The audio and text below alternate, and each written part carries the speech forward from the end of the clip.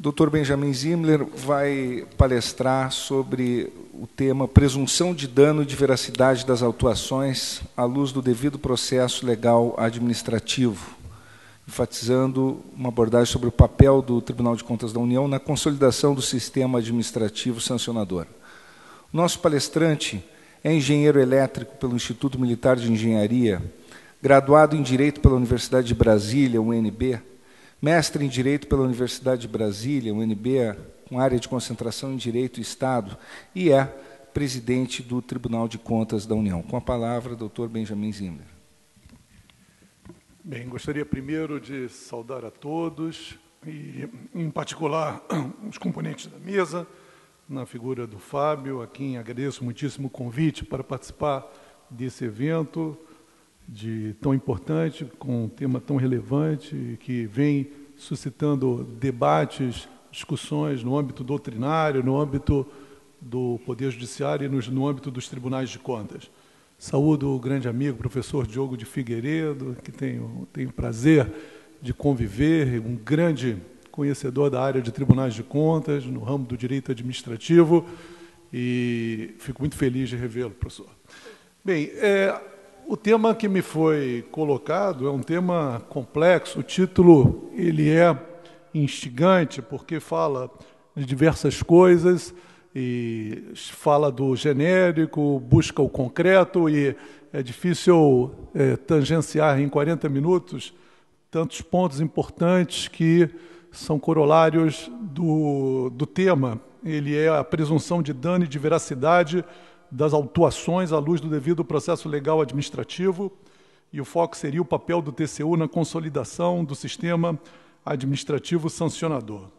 Bem, é óbvio que vamos partir do geral para o particular, e o objetivo final é tentar mostrar de que forma o Tribunal de Contas da União, no exercício do controle externo, aplica as suas sanções dentro da conjuntura estabelecida pela Carta Magna de 88, ou seja, levando em consideração o devido processo legal, os demais princípios que inspiram o processo sancionador administrativo, oriundos do direito penal, mas temperados pelos princípios do direito público, por uma lógica um pouco distinta, ou bem distinta, daquela do direito penal. Isso vai ser feito a partir da metade da palestra, mas eu gostaria, antes, de falar alguma coisa sobre o processo administrativo sancionador, em caráter genérico, teórico, e também falando, em alguns momentos, sobre questões práticas. A ideia de processo administrativo é uma ideia muito estudada na doutrina, para além do procedimento administrativo, uma sucessão de atos administrativos que seguem o itinerário legal e que buscam uma finalidade, uma consequência jurídica final. O processo administrativo estabelece uma relação jurídica dinâmica, ou seja, com o passar do tempo, com a prática sequencial dos atos administrativos, o conjunto de direitos e obrigações vai se alterando e as partes vão tendo acesso a um filme, muito mais do que uma foto, né? Algo que muda a cada momento. E essa relação jurídica ela é uma relação jurídica multipolar. Muitas vezes nós temos diversos agentes ocupando os múltiplos polos dessas relações jurídicas estabelecidas. Vejam, o tribunal ele pode ter um determinado processo em que a União está presente, empresas estão presentes com interesses díspares, eventualmente Estados-membros, municípios estão presentes e portanto, o processo, a relação jurídica estabelecida, ela pode ter inúmeros polos, o que dá a ela uma dimensão de complexidade bastante interessante. Mas, do ponto de vista objetivo, fático, material, o processo contém também a perspectiva de procedimento, ou seja, a questão vinculada a uma sucessão de atos administrativos que vão sendo praticados e a busca desse resultado jurídico final. Eu diria que a perspectiva do processo administrativo ela foi profundamente alterada no Brasil a partir da Lei 9.784, de 99, que foi mencionada pelo nosso expositor, e que realmente consolidou o paradigma do processo administrativo como modelo de atuação administrativa no Brasil. A Lei 9784, para além de ser uma lei federal, ela exorbita dessa dimensão para lançar luzes a todos os entes da federação, no sentido de que, hoje, mais que nunca, a partir do oxigênio da Carta Magna, é preciso processualizar a atividade administrativa. Aquele direito administrativo francês, tradicional, que se vale do ato administrativo isolado, autônomo, ele vem sendo superado sistematicamente pela visão processual hoje prevalecente no âmbito do direito administrativo. No mais das vezes, a administração cuida de litígios, de conflitos de interesses. As decisões administrativas afetam patrimônios jurídicos múltiplos e, portanto, dentro da visão constitucional do artigo 5º, de que aos litigantes em processo administrativo ou jurisdicional é garantido contraditório e ampla defesa, cada vez mais, na atuação administrativa, é preciso chamar o cidadão, a pessoa jurídica, para o processo, permitir que sejam produzidas provas, as razões sejam colocadas nos autos, para que a administração possa decidir da melhor forma possível. Esse processo administrativo, inspirado pela ideia de contraditório, de que as partes devem falar nos autos antes da decisão estatal, administrativa no caso, ela permite primeiro à administração decidir a partir das melhores teses, das melhores, bem informada, com uma perspectiva múltipla e extrair uma síntese dessa natureza dialética do processo. Permite também às partes a percepção de que suas razões estão sendo consideradas. Isso legitima, na arena do direito público, as decisões administrativas. É muito diferente você ser atingido por um ato administrativo que foi concebido num escritório, isoladamente, e que deriva da vontade discricionária de um gestor público, inspirado, iluminado. É muito diferente isso do que uma decisão administrativa derivada de um processo em que todos participaram, em que as regras foram estabelecidas. A legitimidade desse segundo método de solução administrativa é, sem dúvida, muito superior ao do primeiro, e, no fundo, a legitimidade democrática é um corolário da legitimação democrática que deriva também do texto constitucional. Bem, processo administrativo passa a ser, então, um modelo da atuação administrativa, mas é a regra geral, e é óbvio que há exceções. A administração pública exerce múltiplas atividades, competências, algumas delas em que a processualística seria incompatível com a eficácia da atuação administrativa. No exercício do poder de polícia, em alguns é absolutamente necessária ainda a autoexecutoriedade administrativa, a atuação pronta, imediata, porque estamos diante de situações em que bens jurídicos estão submetidos a uma situação de risco iminente. Não há tempo hábil para a processualização da atividade administrativa. Da mesma forma, a Lei 9.784 alude sempre à possibilidade de, num processo administrativo, serem tomadas medidas cautelares, sem a oitiva das partes, para que seja evitado o perecimento de um bem jurídico submetido a uma situação de risco. Então, óbvio, o processo é a regra geral, mas há exceções em razão da multiplicidade da atuação administrativa. O processo administrativo sancionador, ele é, sem dúvida, uma espécie do gênero processo administrativo restritivo de direito.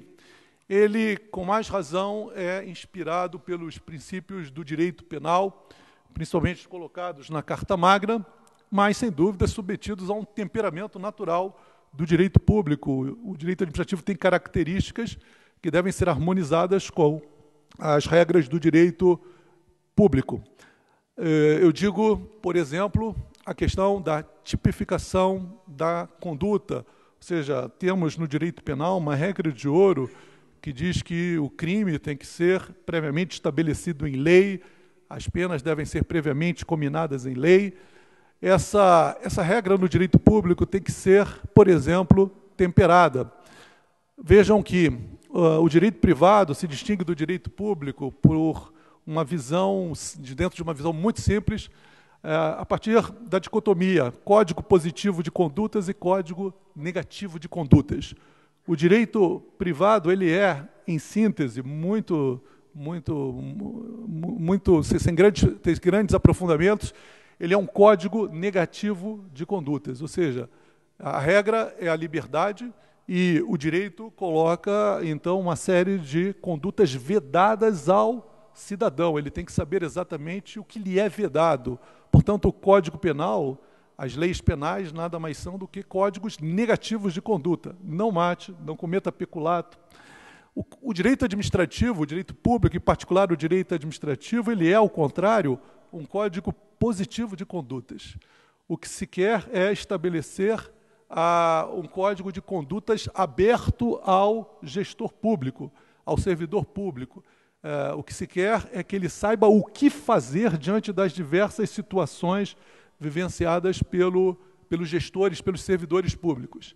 Claro que a lei não é uma receita de bolo, em regra, ela cria espaços discricionários para o gestor, ou seja, movimentos de liberdade, espaços de liberdade dentro da prisão legal, mas é óbvio que o gestor, o servidor público, ao expedir um ato administrativo, ele já sabe, ele está aplicando a lei ao fato concreto, diante do fato concreto, ele está buscando uma finalidade que lhe é colocada pela lei, portanto, ele tem diante de si um código positivo de condutas.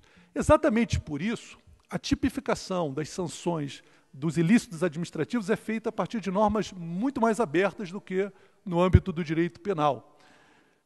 Exatamente porque o pressuposto é de que o gestor já sabe o que fazer, portanto, não é preciso que a lei diga detalhadamente o que não fazer. Enquanto que no direito penal é importante que o tipo penal seja completo, leve em consideração detalhadamente todo o comportamento, a conduta que não se espera do cidadão, no direito administrativo já se tem o código que se espera dele. Dizer o que não se espera dele seria, na verdade, um plus desnecessário. Exatamente por isso, surpreende a leitura da Lei 866/93, no seu artigo 87, quando é dito que, por descumprimentos contratuais, as empresas podem ser sancionadas por uma advertência, multa, suspensão, declaração de inidoneidade, e para por aí o nosso artigo 87. Ele não estabelece a mínima correlação bionívoca entre conduta e sanção. Não há nenhuma dica, nenhuma indicação do que deve ser punido com advertência, com multa, com suspensão, com declaração de inidoneidade. Claro que há um crescendo na intensidade das sanções, e óbvio que se espera que haja uma correlação entre condutas mais graves, penas mais graves, condutas menos graves, penas menos intensas. A advertência é a mais leve, a declaração de inidoneidade a mais intensa. Mas a multa, por exemplo, a multa administrativa, ela tem um pressuposto de que a sua dosimetria, a sua fixação deriva de uma atuação discricionária do gestor que, inspirado no princípio da proporcionalidade e da razoabilidade, vai calcular qual é o quantum de multa adequado ao caso concreto. O TCU, nesse caso, ele incentiva muitíssimo que os editais de licitação e os contratos, as minutas de contrato que compõem o edital de licitação, tragam, em alguma medida, uma diminuição desse âmbito discricionário, que quase chega ao nível do arbítrio, né? Para que seja possível controlar a razoabilidade, a proporcionalidade das sanções. Eu sempre me veio à mente um caso inacreditável no TCU. Acho que os senhores sabem, o TCU ele cuida do controle externo, do controle da execução financeira, orçamentária, patrimonial, operacional também. Ele cuida basicamente do erário, dos cofres públicos. Mas nós estávamos diante de um contrato para a compra de helicópteros em que a multa moratória do artigo 86 da 866 implicou num quantum que chegava a 90% do valor do contrato. Então, pelo fato da empresa ter demorado 180 dias para entregar os conjuntos de helicópteros a mais do que aquilo que foi pactuado, ela estaria sendo apenada por meio de multa moratória num quantum de praticamente 100% do valor do contrato. É óbvio que isso inviabiliza o contrato, isso retira qualquer margem de lucro de quase todos os negócios, e o TCU desconstituiu essa multa achando que ela violava os princípios da razoabilidade, da proporcionalidade.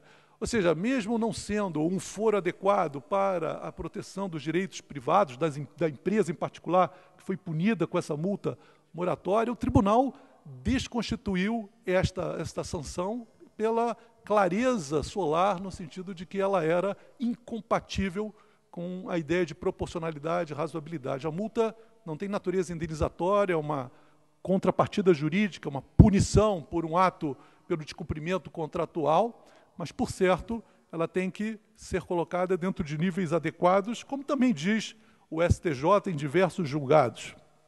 Bem, nós trazemos do direito penal para o direito administrativo sancionador princípios importantíssimos, toda a visão dialética de processo, a ideia de contraditório, ampla defesa, o princípio da intranscendência da pena. Isso, do direito penal, tem uma conotação muito interessante, mas é importante que o Tribunal de Contas da União, por exemplo, no seu processo, deixa bem claro que cada um responde pela sua conduta, não há presunção de culpa ou de cometimento de ilícitos sem que haja uma correlação clara entre a conduta omissiva e comissiva do agente, o resultado danoso ou ilícito cometido e o nexo de causalidade entre a ação-omissão e o resultado danoso e o ilícito cometido. Ninguém responde por aquilo que não cometeu. Agora, por certo, nós temos no direito administrativo uma série de instâncias. Existem casos em que a lei determina homologação de atos, a ratificação de atos, e aí a responsabilização da autoridade superior que ratifica e homologa um processo, como uma licitação ou um ato administrativo, ela é analisada de forma casuística. O tribunal tem todo o cuidado de fazer uma análise das circunstâncias vivenciadas por essa autoridade superior. Seria a autoridade superior, como homem médio, capaz de detectar a falha no ato homologado? Ou seja, é possível a uma autoridade que homologa uma licitação perceber uma falha técnica no projeto básico na construção de uma hidrelétrica? Os senhores sabem qual é o tamanho do volume dos estudos de viabilidade, pré-projeto, projeto básico de uma grande hidrelétrica, uma grande obra? A autoridade que homologa tem condições de detectar falhas existentes nesses projetos? Muitas vezes essa autoridade superior não é nem engenheiro, não tem a menor condição técnica de fazer essa avaliação, e é óbvio que o tribunal leva em consideração esses aspectos. Ele tem como padrão de avaliação essa verificação da circunstância vivenciada pelo gestor e da colocação de um paradigma do homem médio como o modelo de avaliação do tribunal. Então, não há punições mecanicistas, objetivas, não há responsabilidade objetiva no âmbito do tribunal, como, em regra, não há nos processos administrativos. A responsabilidade objetiva, que prescinde da avaliação da culpa, ela é excepcional e só é possível quando a lei expressamente determina a incidência do princípio da responsabilidade objetiva na hipótese. Outros princípios do direito penal são, obviamente, informam o nosso direito administrativo sancionador, a ideia de devido processo legal, a ideia de que ninguém será processado senão pela autoridade competente. Isso está contido na Lei 9.784, no artigo 11. As provas devem ser apenas aquelas obtidas por meios lícitos, as obtidas por meios ilícitos não são admitidas. A regra da publicidade dos atos processuais é importantíssima, mas é óbvio que existe um temperamento na incidência do princípio da publicidade. Existe, em alguns processos administrativos, uma fase inquisitorial em que a publicidade não incide, mas, em regra, quando do chamamento dos atores ao processo, a luz solar da transparência, da publicidade, passa a ser a regra de ouro do processo administrativo. O princípio da individualização da pena, ou seja, cada um responde exatamente pelas suas condutas, e o inciso 6º do artigo 2º da Lei 9784, ele é extremamente feliz quando estabelece a vedação, a imposição de obrigações, restrições e sanções em medida superior àquelas estritamente necessárias ao atendimento do interesse público, exatamente evitando o desvio de poder, o abuso de poder, o uso do direito administrativo sancionador como fórmula para buscar a vingança, a vendetta, e, portanto, aludindo ao fato de que a sanção deve ser a estritamente necessária para coibir aquele comportamento, uma contrapartida jurídica razoável, proporcional ao ato ilícito perpetrado. O princípio da verdade real é importantíssimo no direito administrativo, em particular no processo administrativo sancionador, o que permite a sua revisão a qualquer tempo, como reza o artigo 65 da Lei 9.784, a ideia de oficialidade, de ampla iniciativa probatória do julgador, ou seja, por exemplo, no Tribunal de Contas, onde praticamos o direito administrativo sancionador, o tribunal, o relator do processo, em regra, pode determinar diligências, inspeções, auditorias, se ele não estiver convencido das questões colocadas nos autos, visando o esclarecimento, a depuração dos fatos, o esclarecimento de tudo que foi colocado no processo. Esse princípio da oficialidade ele é relevantíssimo. Não há, no âmbito do processo administrativo, como imaginar a ideia do princípio da verdade formal, ou seja, só está no mundo que está no processo. Na verdade, isso pode ser até verdade, mas cabe à administração buscar a melhor instrução do processo de forma a aproximar a verdade processual da verdade real. A ideia de segurança jurídica, a ideia é também muito bem-vinda no âmbito do direito administrativo sancionador, a regra da irretroatividade da lei mais gravosa ao administrado, isso vale no direito administrativo sancionador, iluminado pelo direito penal. A ideia de tipificação prévia do ato infracional, mas dentro dos limites do direito administrativo, que permite, sim, que normas mais genéricas possam tipificar os ilícitos administrativos.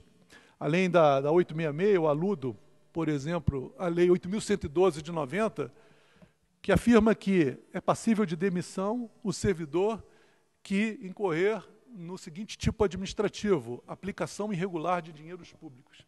Veja, pode ser demitido um servidor se ficar provado que houve aplicação irregular de dinheiros públicos. É óbvio que esse é um tipo extremamente genérico. O que é emprego irregular dos dinheiros públicos?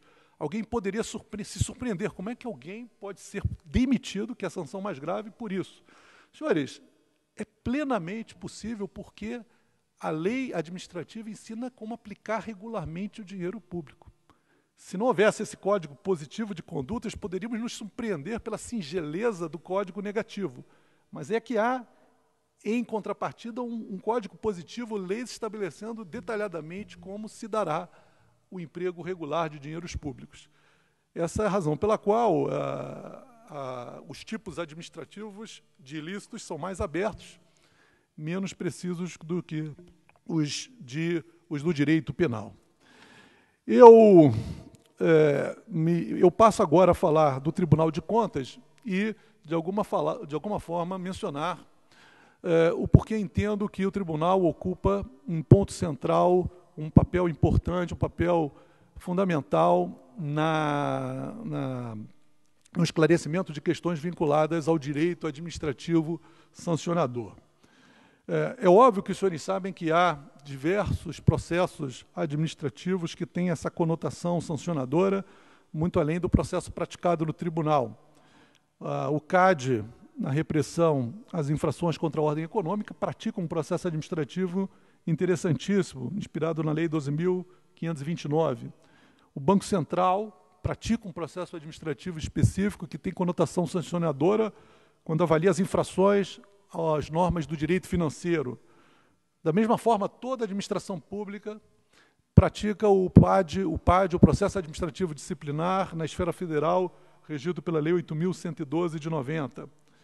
A Lei 8.987 de 95 e as diversas leis que tratam da prestação de serviços públicos aludem a eventuais sanções que podem ser aplicadas às concessionárias de serviços públicos pelo poder concedente e pelas agências reguladoras. O contencioso administrativo fiscal é exemplo de um processo administrativo contencioso riquíssimo, e óbvio que isso se dá no âmbito, na esfera federal, no âmbito da Secretaria da Receita Federal.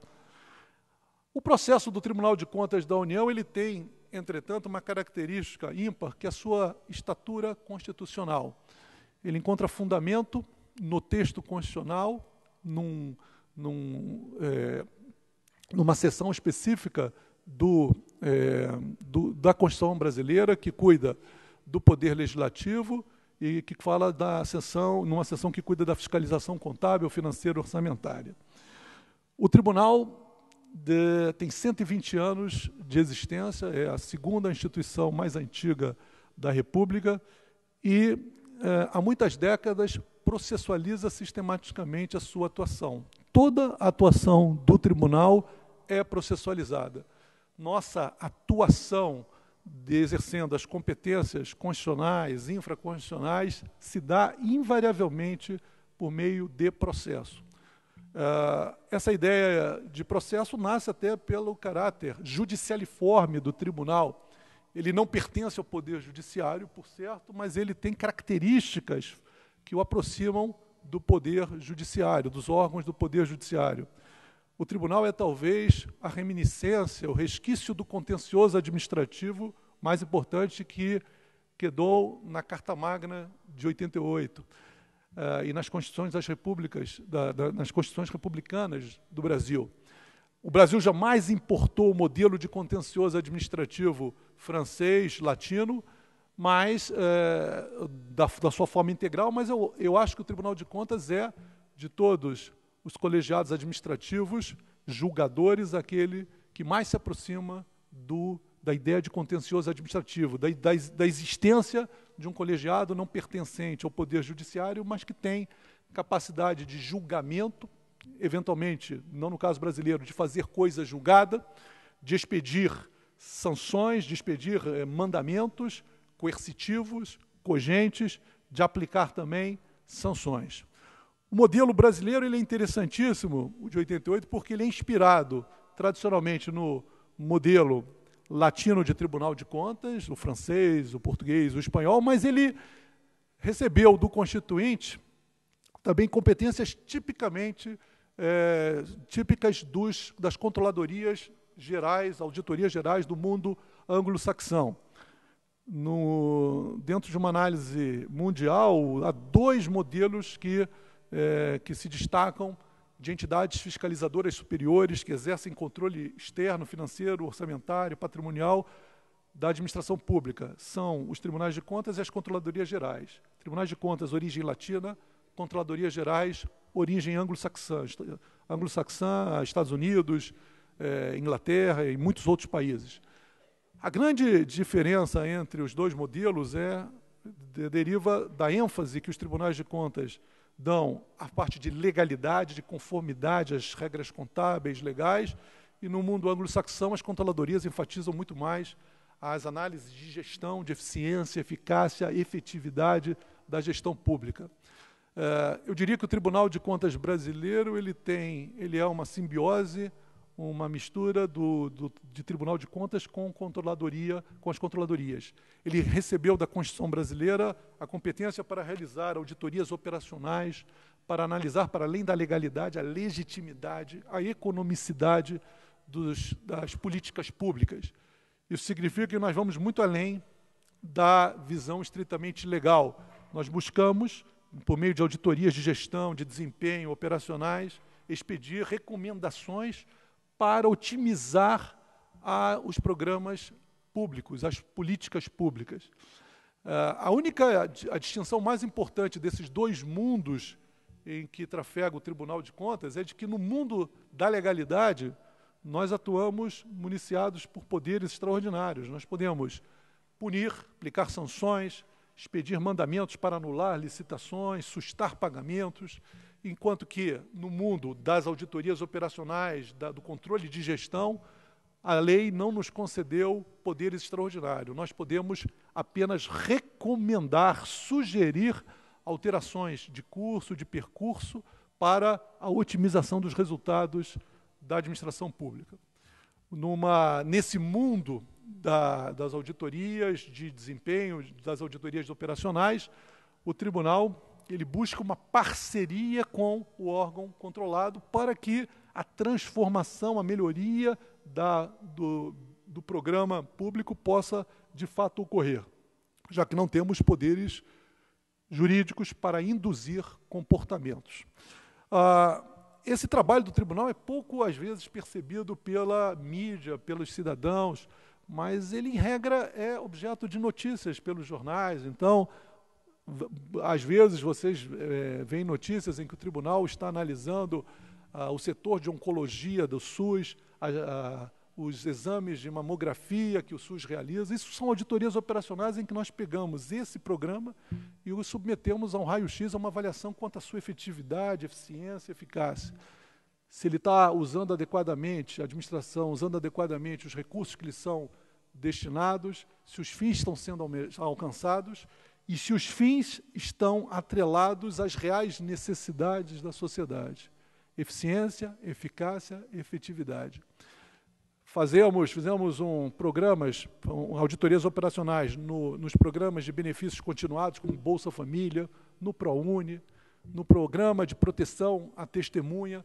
Ou seja, há uma pleia de centenas de auditorias operacionais nesse período pós-88 que foram realizados e o tribunal hoje já detém conhecimentos, qualificação para operar as auditorias operacionais de forma bastante eficiente. E é algo que particularmente nos orgulha. Mas no mundo da legalidade, no campo da legalidade, o tribunal ele atua em dois planos também bem distintos. Nós exercemos o que chamamos de controle punitivo e controle corretivo. No controle punitivo, senhores, o tribunal aplica as sanções que a lei nos permite, indicadas pela nossa lei orgânica. Podemos aplicar multas proporcionais ao débito imputado a responsáveis, podemos declarar inidônea empresa, podemos inviabilizar o acesso de servidores a cargos em comissão ou função de confiança por um período de 5 a 8 anos. Não é uma sanção estrito sensu, mas a lei eleitoral, a lei da ficha limpa, ela impõe a inelegibilidade daqueles que tiveram contas julgadas irregulares no período de 8 anos que antecede aos pleitos. Claro, deve haver alguma demonstração suplementar, ato doloso e improbidade administrativa, mas é uma consequência jurídica restritiva de direitos que deriva da ação do tribunal. Não é uma sanção estrito sensu, mas é, sem dúvida, uma importante conquista no campo do direito eleitoral, onde se busca a realização de eleições transparentes, limpas. Esse controle punitivo, ele não é o mais importante do tribunal. Eu não tenho a menor dúvida de afirmar isso. A grande virtude do tribunal, a sua ação prioritária se dá no âmbito do controle corretivo, quando nós nos deparamos com o mundo real e quando exercemos as competências que a Constituição nos faculta de assinar prazo para que o órgão cumpra nossas determinações. Essa ação mandamental do tribunal que é a mais relevante. É aí que o tribunal determina a anulação de licitações, a correção de projetos básicos, a correção de orçamentos, a repactuação de contratos.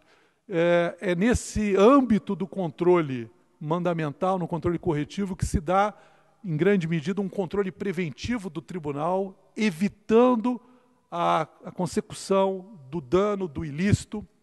No âmbito desse controle corretivo, nós podemos manejar medidas cautelares, em que o tribunal, da mesma forma que o Poder Judiciário, não decide o mérito, mas evita o perecimento do bem jurídico que está sendo objeto do litígio. Por isso, então, antes da licitação se transformar em contrato, antes do contrato ser executado, antes da ocorrência do pagamento, nós podemos, diante de indícios de irregularidades na licitação, podemos suspender cautelarmente uma licitação. Isso é claramente uma concretização da ideia de controle preventivo. Então, no âmbito da legalidade, o controle corretivo é, sem dúvida, o mais importante, aquele que permite ao tribunal obter os resultados mais expressivos. Grande volume de recursos são economizados pela ação corretiva do tribunal. Cito como exemplo, acabamos de realizar um programa de fiscalização de obras públicas, chamado Fiscobras, em que nós evitamos a perda de 2 bilhões e 600 milhões de reais, ou, por meio de recomendações, conseguimos reduzir orçamentos, determinamos a repactuação de contratos que foram feitos, e isso resultou numa economia de recursos de 2 bilhões e 600 milhões de reais nas obras públicas fiscalizadas pelo tribunal. Isso significa 2 vezes o nosso orçamento, ou seja, numa linguagem economicista simples, o tribunal justificaria a sua existência por esse dado, e isso é apenas uma parte do que o tribunal faz. Bem, o que é importante é que tanto o controle objetivo quanto o controle punitivo são informados pelos princípios do contraditório, da ampla defesa, do devido processo legal. Se no âmbito do controle do processo controlador sancionador do tribunal, isso é óbvio, tudo o que falamos anteriormente se aplica claramente ao nosso processo administrativo sancionador, no âmbito do controle corretivo, isso também se aplica em alguma medida. Ou seja, o tribunal jamais fará uma determinação para que um órgão anule uma licitação ou anule um contrato sem ouvir o órgão, sem ouvir a empresa ou as empresas que eventualmente são afetadas pela nossa atuação. Reparem que nem sempre foi assim. No passado, o tribunal entendia que a sua atuação era diretamente vinculada ao gestor, portanto, as empresas contratadas, as que auxiliavam o Estado, não eram chamadas ao processo do tribunal, era um processo específico. Óbvio que os ventos, o oxigênio da Constituição de 88 já deixaram toda essa visão como sepultada pelo passado, né? No presente, o tribunal ele abriu o seu processo, significou essa abertura do processo significou uma necessidade absoluta de qualificação do nosso pessoal. Significa que os nossos auditores de controle externo terão que lidar com a participação de advogados, de operadores do direito extremamente qualificados, não só os advogados, mas os próprios servidores e empregados de empresas estatais, de órgãos, que são enormemente qualificados. E o processo do tribunal é, portanto, um processo que exige do auditor uma qualificação extremada para lidar com isso. E ainda mais porque usamos, como é do conhecimento de vocês, a ideia de que o nosso processo administrativo é informado pelo princípio do formalismo moderado, verdade material. Raramente o tribunal extingue o processo por questões processuais. A ideia de preclusão, de perda de oportunidade processual é extremamente temperada no tribunal. Admitimos, em determinados casos, recursos que são colocados fora do prazo, interpostos de forma intempestiva. Se eles trouxerem elucidações ao caso real, à matéria dos fatos, eles são conhecidos e eventualmente providos. O princípio da eventualidade não se aplica no tribunal na sua plenitude, ou seja, na fase recursal é possível fazer prova, se a prova for importante para a busca da verdade material. Isso tudo dá ao processo do tribunal uma intensidade substancial incrível. Raramente nós não analisamos a matéria de fato, não analisamos a matéria jurídica substancial do processo. Isso significa uma verticalização de análise realmente que impressionante do tribunal. Eu me sinto particularmente orgulhoso com a profundidade na análise feita no âmbito do Tribunal de Contas. Muito mais do que quantidade de processos, e temos preocupações com metas e atingimos as metas, o que orgulha o Tribunal de Contas é a qualidade das instruções e, eventualmente, por corolário, dos votos, dos pareceres contidos no nosso processo. E eu diria que talvez ele seja o mais democrático dos processos que conheço, administrativo. Falam no processo do Tribunal de Contas da União, a unidade técnica, o Ministério Público, o relator, que submete seu voto ao colegiado. Mas, no âmbito da unidade técnica, muitas vezes, no mais das vezes, 3 auditores são chamados a opinar. O auditor, o seu diretor superior hierárquico e o secretário, que é o chefe das nossas secretarias de controle externo. Os 3 têm independência funcional absoluta e podem discordar entre si. É óbvio que eles são seres humanos e devem conversar, né, para que não façam da discordância a regra. Mas não é incomum posições divergentes assumidas por 3 auditores distintos. Isso dá ao processo do tribunal, para além da abertura às partes, uma capacidade informativa extraordinária. Realmente, as decisões do tribunal, nesse aspecto, elas, em regra, são intensas, elas buscam análise abarcadora de todas as questões colocadas no processo. E mais, há uma regra de motivação do tribunal, a regra de motivação dos atos administrativos, por certo, ela se impõe a toda a atuação administrativa, mas no tribunal há um detalhamento bastante evidente e um aprofundamento da ideia de motivação. Então, a unidade técnica, ela analisa as alegações de defesa, as razões de justificativa trazidas pelos órgãos, pelas entidades, pelos atores administrativos e analisa um a um cada uma das alegações. Ou seja, isso permite ao julgador, obviamente, extrair daquela análise os pontos mais importantes que formam o seu convencimento. Mas o importante é que, no relatório, a análise das alegações de defesa é feita de forma individualizada. Não há alegação de defesa que não seja analisado no relatório, no relatório oferecido pelo relator, como uma síntese do trabalho da unidade técnica, oferecido pelo relator ao colegiado. Senhores, o nosso trabalho no Tribunal de Contas da União, ele tem se tornado cada vez mais complexo. As leis modernas vão cada vez mais atribuindo ao tribunal competências novas, isso vai exigindo do tribunal o desenvolvimento de capacidades de divisão de trabalho, de escolhas. Nós temos que fazer sempre opções para o exercício das nossas competências, ou seja, não se imagina que o tribunal tenha condições de fiscalizar todo e qualquer pagamento, toda e qualquer licitação. As nossas fiscalizações são feitas por amostragem e é preciso, então, ter métodos adequados para a escolha das amostras. É preciso que haja um prognóstico do risco, uma análise de quais as áreas e de quais os órgãos que devem ser analisados pelo tribunal. Para isso, temos que apelar necessariamente para a tecnologia da informação, para os nossos programas de computador, os nossos sistemas de informática, que fazem essas avaliações e que identificam, a partir de regras matemáticas, quais são as áreas de maior potencial de risco de ocorrência de ilícitos. Com a informatização da administração pública, o controle também se torna cada vez mais informatizado. Então, grande parte hoje das nossas análises são feitas por computadores através de controle online, né? Ou seja, Todos os programas eletrônicos no âmbito do Comprasnet já passam necessariamente pelos nossos programas que filtram